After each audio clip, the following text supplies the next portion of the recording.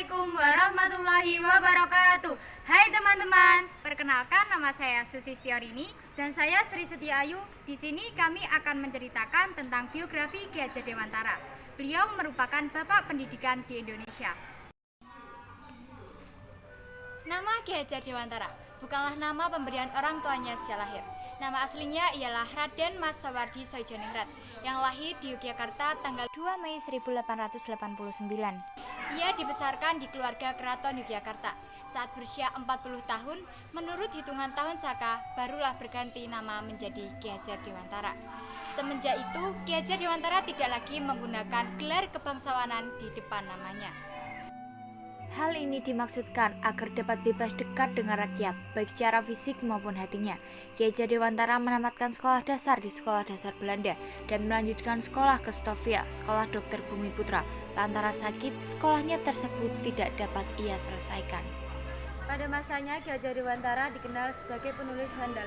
Kemampuan menulisnya terasah ketika ia bekerja sebagai wartawan di beberapa surat kabar antara lain Suetomo, Medan Java, The Express, Utusan India, Kaum Muda, Jawa Timur, dan Pusara. Selain bekerja sebagai seorang wartawan muda, Ki Hajar Dewantara juga aktif di dalam berbagai organisasi sosial dan politik. Pada tahun 1908, Ki Hajar Dewantara aktif di seksi propaganda Budi Utomo untuk menyosialisasikan dan menggugah kesadaran masyarakat Indonesia mengenai pentingnya persatuan dan kesatuan dalam berbangsa dan bernegara. Kemudian bersama Douwe Dekker, Dr. Danudirja Setiabudi, dan Dr. Cipto Mangunkusumo nantinya akan dikenal sebagai tiga serangkai. Pada tanggal 24 Desember 1912, mereka mendirikan Indische Partij, partai politik pertama yang beraliran nasionalisme Indonesia, yang bertujuan mencapai Indonesia merdeka. Selain itu, pada bulan November 1913, Ki Hajar Dewantara membentuk Komite Bumiputra yang bertujuan untuk melancarkan kritik terhadap pemerintahan Belanda. Salah satunya adalah dengan menerbitkan tulisan berjudul Als ik eens Nederlander was, aku seorang Belanda, dan N for Allen, maar ook Allen for N. Satu untuk semua, tetapi semua untuk satu juga. Kedua tulisan tersebut menjadi tulisan terkenal hingga saat ini. Tulisannya Seandainya Aku Seorang Belanda dimuat dalam surat kabar The Express milik Dr. Douwe Dekker. Akibat aktivitas dan tulisannya itu, pemerintah kolonial Belanda melalui Gubernur Jenderal Inderburg menjatuhkan hukuman pengasingan terhadap Ki Hajar Dewantara. Douwe Dekker dan Cipto Mangunkusumo, rekan seperjuangannya, menerbitkan tulisan yang benar dan membela Ki Hajar Dewantara. Mengetahui hal ini, di Belanda pun memutuskan untuk menjatuhkan hukuman pengasingan bagi keduanya. Douwe Dekker dibuang di Kupang, sedangkan Cipto Mangunkusumo dibuang ke Pulau Ganda. Namun mereka menghendaki dibuang ke negara Belanda karena di sana mereka dapat mempelajari banyak hal daripada di daerah terpencil.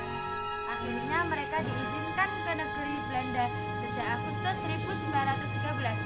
Sebagai bagian dari pelaksanaan hukuman, kesempatan itu dipergunakan untuk mendalami masalah pendidikan dan pengajaran hingga Ki Hajar Dewantara memperoleh Arabicis Akte pada tahun 1918. Ki Hajar Dewantara kembali ke tanah air. Di tanah air, Ki Hajar Dewantara semakin mencurahkan perhatiannya di bidang pendidikan. Sebagai bagian dari alat perjuangan meraih kemerdekaan bersama rekan-rekan seperjuangannya, dia pun mendirikan sebuah perguruan yang bercorak nasional yang diberi nama National Orderwith Institute Taman Siswa. Pada tanggal 3 Juli 1922, Taman Siswa ialah suatu lembaga pendidikan yang memberikan kesempatan bagi para pribumi jelata untuk dapat memperoleh hak pendidikan seperti halnya para priani maupun orang-orang Belanda. Perguruan ini sangat menekankan pendidikan dasar kebangsaan kepada peserta didik agar mereka mencintai bangsa dan tanah air serta berjuang untuk memperoleh kemerdekaan.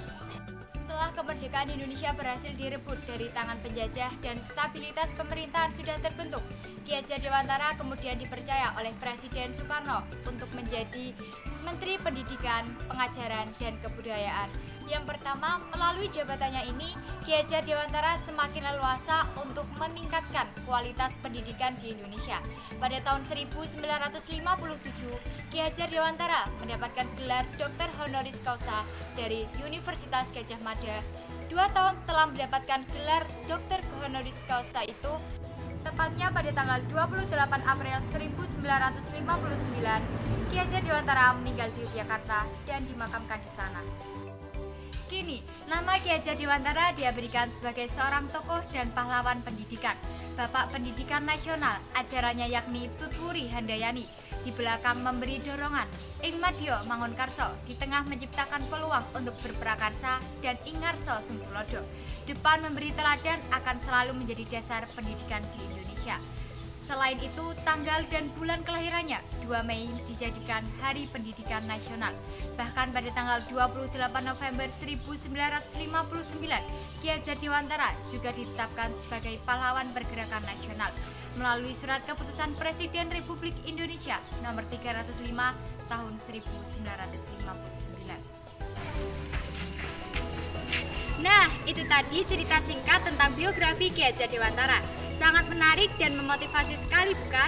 Sekian video dari kami akhiri. Wassalamualaikum warahmatullahi wabarakatuh.